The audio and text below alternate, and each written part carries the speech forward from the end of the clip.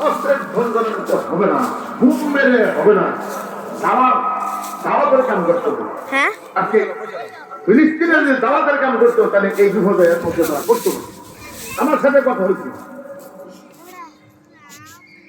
ওরা বলে এই কথা আমার সাথে হয় না, অন্যের সঙ্গে হয়েছে। এই আগে যিনি বললাম এই নিয়ে সাথে ওরা বলে যে একটা অন্ধকার জায়গার মধ্যে কতগুলো বুম মারলে আলোকিত হবে, বুম মারলে আলো থাকলে আরো অন্ধকার হবে।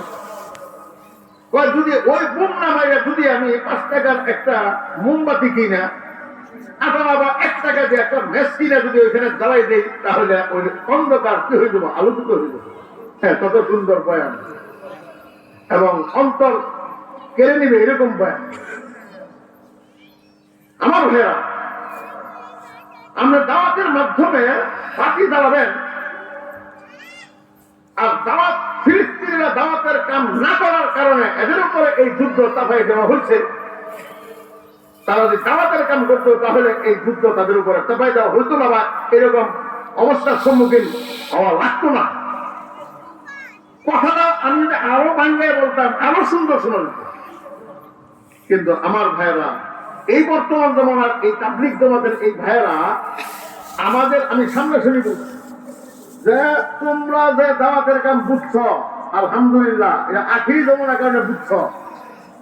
কেন?